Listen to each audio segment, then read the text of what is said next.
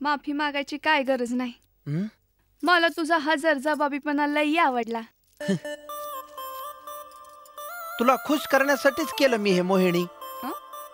आता मला खुश करून तुला काय मिळणार र?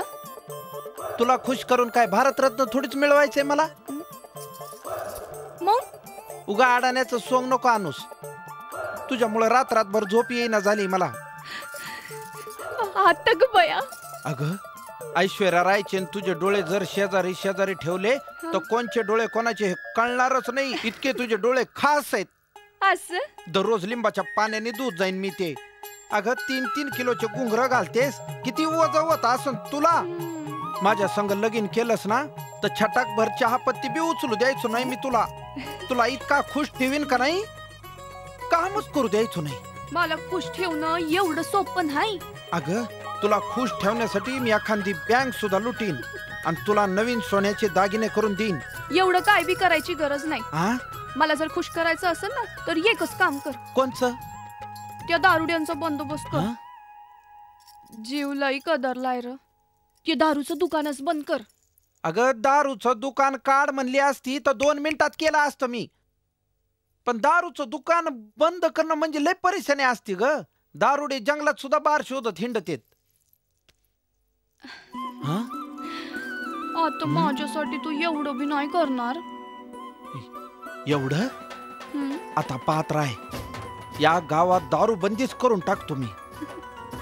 पण त्याच्यानंतर तू मलाच बंदी नाही ना करणार. तुझे म्हणशील ते करीन.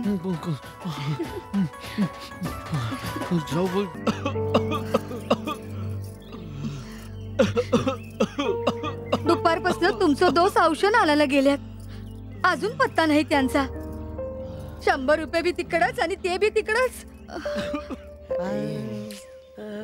तो कोण दिसतो काय रे? नाही रे. सख्याचं कसं होणार रे? काय झालं सख्याला? काय नाही. अरे काय झालंय? 50 रुपये दे. कशामुळं? उद्या सकाळी परत देतो. अरे उद्या देतो म्हणून माझ्याकडनं आता पत्तर 50,000 घेऊन गेलास. तुझा उद्या कधी उगवतच नाही. मायला उद्या सकाळी तुझ्या 50,000 परत देतो बघ. अरे 50 रुपये आहेत का तुझ्याकडं? आणि उद्या कुठनं 50,000 देशील? अरे माझ्यासाठी नाही मागत बाबा. मग सकाळच्या औषधासाठी मागतोय. काय झालं सख्याला? लय सिरियस आहे रे.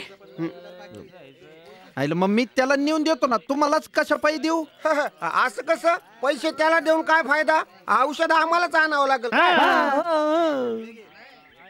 औषधच आणा बोंगाऱ्या हो. लगेच दारू प्यायला नका जाऊ. काय अर्जुना, औषधाच्या पैशाचे आम्ही दारू पिऊ रे? नाही रे. औषधाचं दुकान कुठे आहे रे? अरे अरे अरे अरे हे बाई इकडे आहे. आता दिसलं का तुमच्या आईचं नवटाक तुमच्या?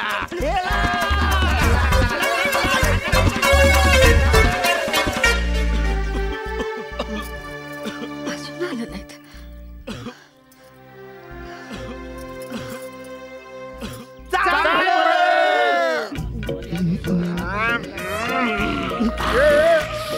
सकारामच्या औषधाचे पैसे बाजूला ठेवा यार. आपला दोस्त आहे तो. अरे पाजणारा दोस्त आहे म्हणून तर दारू पिण्याला अर्थ आहे. नाही तर काय सगळंच व्यर्थ आहे. अरे पण दोस्ताच्या पैशाने पेले तर बिघडतोय कुठं? दोस्त रागावलाय काय? आणि रागाला तर बसला. काय पी ना. मुलीला एकांतात घेऊन जावे. बापरे.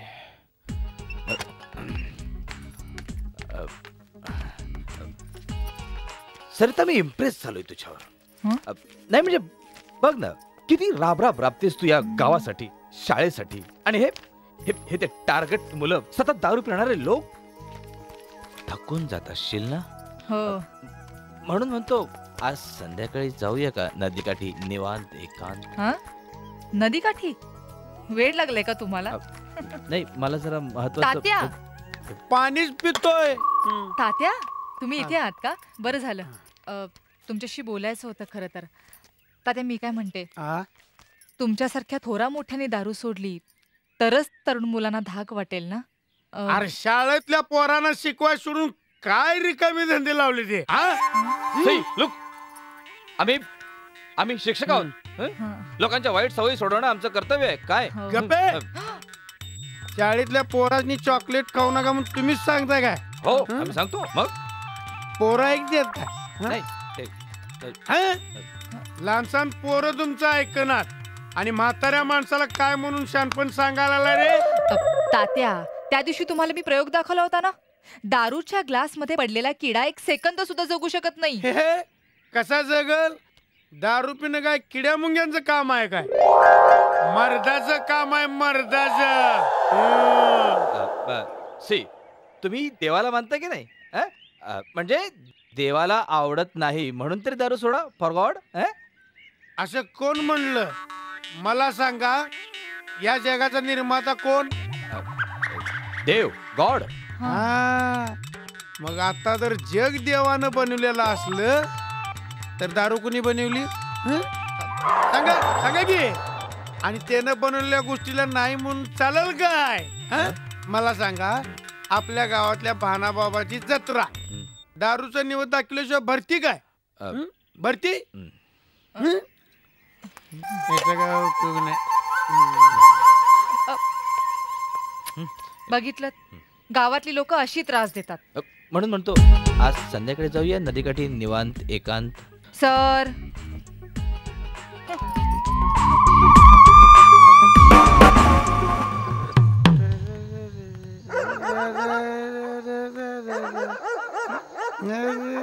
दमानी पडतान बांबावर आलात का दारू ढोसून? बाप्पा बरोबर बोलण्याची ही काय पद्धत आहे काय? अरे दारू प्यायला नसता तर रोज दुधाना अभिषेक घातला असता. अरे रोजच्या रोज 10 लिटर दूध लागलं असतं.